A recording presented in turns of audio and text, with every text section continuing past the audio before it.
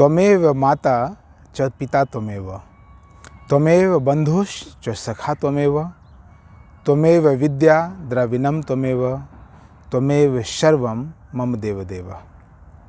इतनी सुंदर प्रार्थना इतने सरल शब्दों के साथ प्रस्तुत किया गया है, जिस पर कभी हम ध्यान नहीं देते, जिस पर कभी हम गौर नहीं करते, जिस पर आज सबसे ज़्यादा आवश्यकता है ध्यान देने की। इतनी सुंदरतम प्रार्थना हम इसे जिस भी रूपों में करना चाहें, जिस भी जगह करना चाहें, जिस समय करना चाहें, जिस क्षण करना चाहें, जिस भी उम्र में करना चाहें, जिस भी स्थिति और परिस्थिति मनस्थिति में करना चाहें, फलदायक है। प्रार्थना है कि त्वमेव माता च पिता त्वमेव, त्वमेव बंधुश्च सखा त्वमेव, त्वमेव विद्या द्रविणम त्वमेव, त्वमेव सर्वम मम देवदेव। हमारे ऋषियों ने, हमारे महर्षियों ने, सिद्धों और बुद्धों ने इतनी सुंदर रचना की, इतने सुंदर श्लोक रचे, जिसके भाव क्या हैं? तुम ही मेरे माता पिता हो, त्वमेव माता च पिता त्वमेव, तुम ही मेरे माता पिता हो, त्वमेव बंधुश्च सखा त्वमेव, तुम ही मेरे बंधु बांधव हो, तुम ही मेरे मित्र हो, तुम ही मेरे सखा हो, तुम ही मेरे भाई हो। परमात्मा से प्रार्थना है कि पहले तो आप माँ के रूप में स्वीकार करो। और माँ के रूप में क्यों?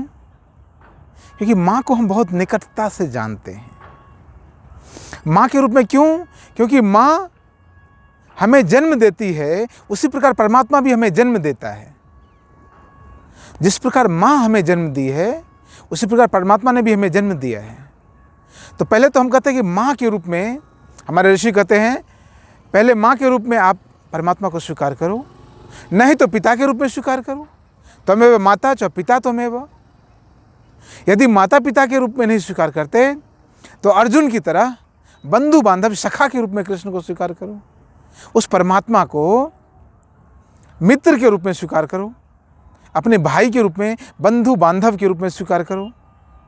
उतना भी यदि नहीं, उतनी भी यदि श्रद्धा नहीं है, तो उस परमात्मा को फिर त्वमेव माता च पिता त्वमेव, त्वमेव बंधुश्च सखा त्वमेव नहीं। आगे चलते हैं।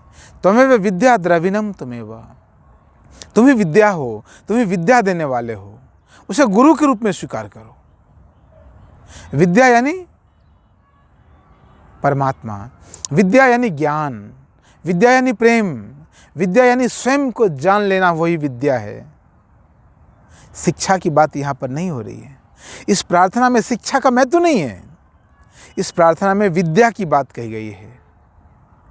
विद्या यानी ज्ञान, यानी स्वयं का होना, स्वयं को जान लेना, मैं कौन हूँ यह जान लेना, मेरा अस्तित्व क्या है उसको जान लेना, यह विद्या का विषय है।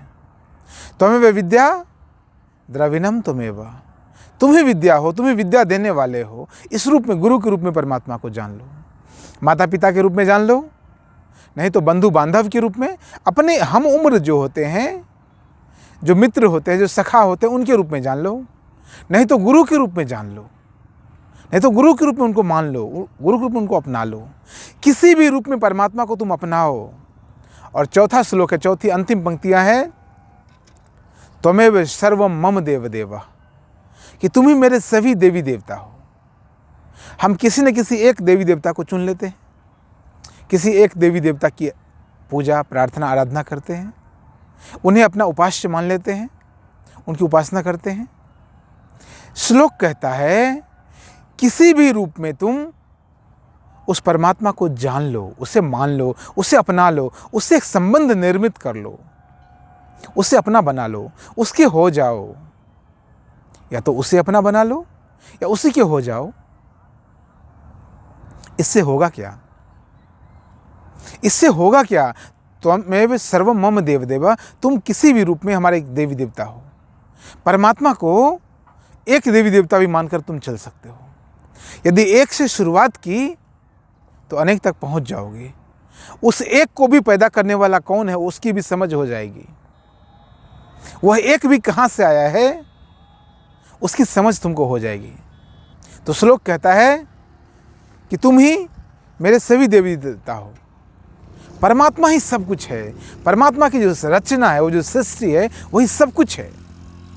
वही अपने आप में सृष्टि निर्माण करती है,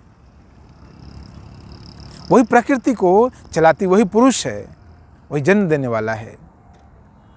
यह एक तो यह प्रार्थना है कि आप उसे मान लो, और मानकर उसका आप निरंतर अभ्यास करते रहो। मानकर निरंतर अभ्यास करने से भी आप उस चीज़ को समझ लोगे। आप उस परमात्मा के करीब पहुंच जाओगे जिस परमात्मा के माध्यम से हम यहाँ धरती पर आए हैं।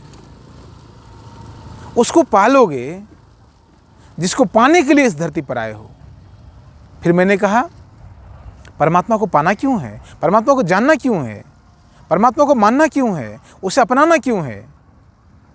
ताकि तुम स्वयं परमात्मा हो सको। मूलतः यह श्लोक परमात्मा के लिए है, लेकिन इसकी जो मंजिल है, वह मंजिल तुम तक आती है। तुम्हें परमात्मा बनाने के लिए है। तुम परमात्मा हो सको, इसके लिए यह प्रयास है। हमारे ऋषियों ने, सनातन ऋषियों ने, सनातन महर्षियों ने, सनातन विधिवेत्ताओं ने, सनातन लोगों ने यह प्रयास किया कि आप उन चीज़ों को समझ पाओ, आप स्वयं परमात्मा हो सको। इसके लिए प्रयास है। हर एक व्यक्ति के भीतर परमात्मा मौजूद है। बस अंतर यह है कि वो जानता नहीं है, उसका ज्ञान आपको प्राप्त नहीं है। उस परमात्मा तत्व जो आपके भीतर छुपा है, उसको आप जान नहीं पा रहे, समझ नहीं पा रहे हो। बस इतनी सी बात है। तो मैं आपसे कहता हूं, त्वमेव माता च पिता त्वमेव, त्वमेव बंधुश्च सखा त्वमेव, त्वमेव विद्या द्रविणम त्वमेव, त्वमेव सर्वम मम देव देव। इस प्रार्थना को, इस श्लोक को अपने जीवन में स्थान देना। आप इतना कुछ तो करते हो ना जीवन में। जब इतना कुछ करने के लिए आपके पास समय है, परेशानी में 2-2 घंटे तक रहते हो, 4-4 घंटे तक रहते हो, 24 घंटे परेशानी में जीते हो, तो 24 सेकंड क्यों नहीं प्रार्थना में जी सकते? यह सवाल मैं आपसे पूछता हूं। मैं आपसे पूछना चाहता हूं कि क्यों नहीं 24 सेकंड के लिए आप उस परमात्मा को याद कर सकते हो? आप याद करते हो उस परमात्मा को, लेकिन पाते हो स्वयं को। समझना इस बात को। यह आस्तिक और नास्तिक दोनों के लिए है। यह धर्म को मान्यता देने वाले, धर्म को मानने वाले और धर्म को नहीं मानने वाले दोनों के लिए है। यह तो मूलतः अध्यात्म है। स्वयं को जानना ही अध्यात्म है। अध्यात्म का लक्ष्य यह है कि आप स्वयं को जान लो। प्रार्थना का भी मूल यही है कि स्वयं को जान लो। आप जिसकी प्रार्थना करने लगते हो, आप जिसकी प्रार्थना करते हो, कहीं ना कहीं उसका गुण आपके भीतर आने लगता है।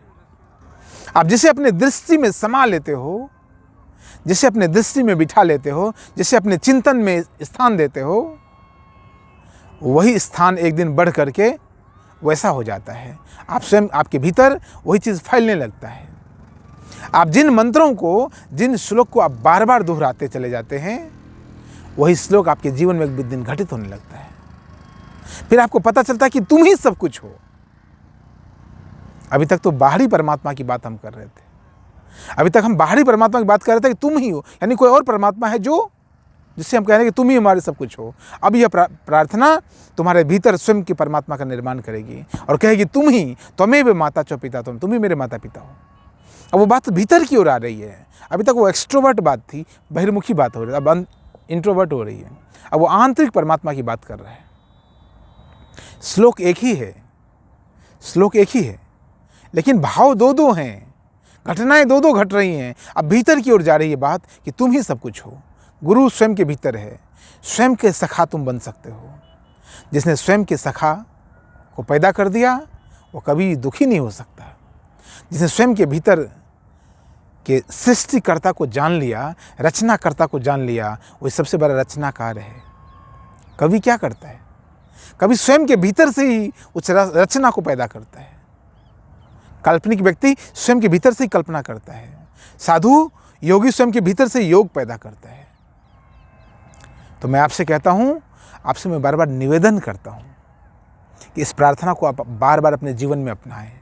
बार बार दोहराएं, सुबह दोपहर शाम कितने भी क्षण, जिस क्षण आपको लगे कि स्वयं को थोड़ा जान लूं, उस टाइम अपनी प्रार्थना दोहरा लेना। जिस टाइम आपको लगे कि मैं परेशानी में हूं, इस प्रार्थना को दोहरा लेना। जिस टाइम में आपको लगे कि सुबह हो रही है, इस प्रार्थना को दोहरा लेना। जिस वक्त आपको लगे कि शाम हो रही है, उस समय इस प्रार्थना को अपना लेना। कहीं यात्रा शुरू हो रही है तो प्रार्थना को अपना लेना, यात्रा समाप्ति की ओर है तो प्रार्थना को अपना लेना, भोजन करने बैठे हो प्रार्थना को अपना लेना, भोजन समाप्त हो गया प्रार्थना कर लेना। दिक्कत क्या है, मुसीबत क्या है, परेशानी क्या है, धर्म संकट क्या है, इससे आपका निर्माण हो जाएगा। आपके स्वयं के भीतर जो रचनाकार है उसका निर्माण हो जाएगा, परमात्मा की समझ हो जाएगी और आप स्वयं परमात्मा बन जाओगे। हरि ओम तत्सत, हरि ओम तत्सत।